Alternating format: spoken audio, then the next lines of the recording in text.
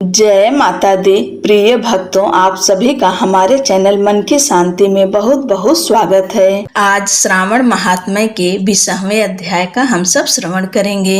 ईश्वर बोले, हे सनत कुमार, अब मैं आपके समक्ष त्रयोदशी तिथि का कृत्य कहता हूँ। इस दिन 16 उपचारों से कामदेव का पूजन करना चाहिए। अशोक, मालती पुष्प, देवताओं को प्रिय कमल, कौसुंभ तथा बकुल पुष्पों और अन्य प्रकार के भी सुगंधित पुष्पों, रक्त, अक्षत, पीले चंदन, शुभ सुगंधित द्रव्यों तथा पुष्टि प्रदान करने वाले तथा तेज की वृद्धि करने वाले अन्य पदार्थों से पूजन करना चाहिए। नैवेद्य और मुख के लिए रोचक तांबूल अर्पित करना चाहिए।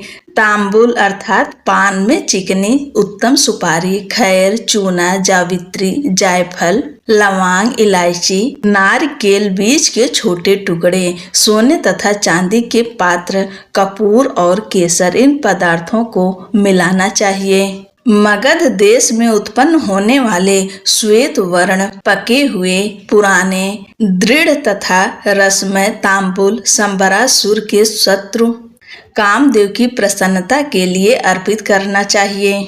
उसके बाद मोम से बनाई गई बत्तियों से कामदेव का निराजन करें और पुनः पुष्पांजलि प्रदान करें।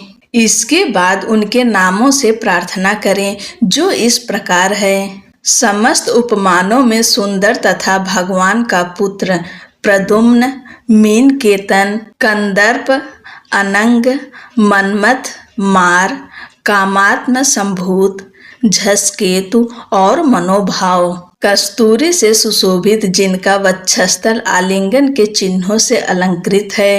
हे पुष्प धनवन, हे संबरासुर के शत्रु, हे कुसमेश, हे रतिपति, हे मकर ध्वज, हे पंचेश, हे मदन, हे समर, हे सुंदर, देवताओं की सिद्धि के लिए आप शिव के द्वारा गंध हो गए। उसी कार्य से आप परोपकार की मर्यादा कहे जाते हैं। आपके दिग्विजय करने में वसंत की सहायता निमित्त मात्र है।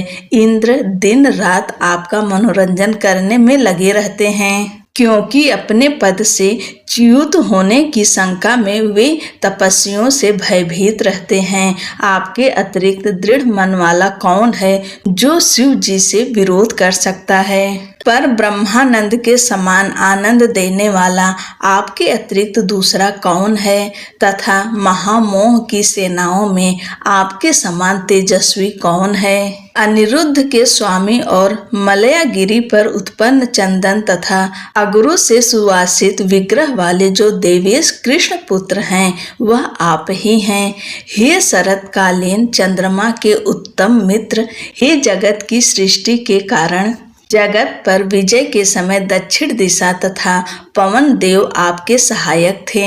हे नाथ, आपका अस्त्र महान, निष्फल न होने वाला, अत्यंत दूर तक जाने वाला, मर्म स्थल का छेदन करने वाला, करुणा शून्य तथा प्रतिकार रहित है। सुना गया है कि वह अत्यंत कोमल होते हुए भी महान क्षोभ करने वाला और अपने तुल्य पदार्थ को भी दर्शन मात्र से ही क्षुभित करने वाला है। जगत पर विजय करने में सहायक होने से प्रवृत्ति ही आपका मुख्य अलंकार है। हे विभो, आपने सभी श्रेष्ठ देवताओं को उपहास के योग्य बना दिया, क्योंकि ब्रह्मा जी अपनी पुत्री में कामासक्त हो गए, विष्णु जी वृंदा में अनुरक्त कहे गए हैं और शिव जी पर स्त्री के कारण अपृश्य हो गए। हे मादन, यह वर्णन मैंने मुख्य रूप से किया है, अधिक कहने से क्या लाभ। इस लोक में अपने वश में रहने वाले ब्राह्मण विरले हैं। अतः हे भगवान, इसकी की गई पूजा से आप प्रसन्न हों।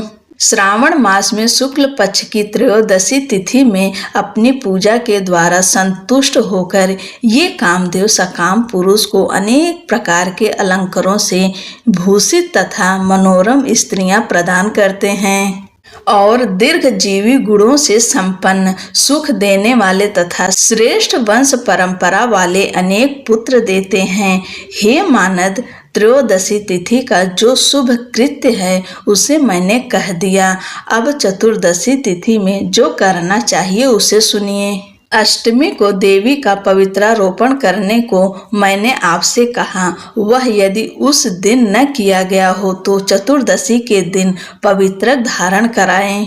चतुर्दशी तिथि को त्रिनेत्र शिव को पवित्रक अर्पण करना चाहिए। इसमें पवित्रक धारण कराने की विधि देवी तथा विष्णु जी की पवित्रक विधि के समान ही है।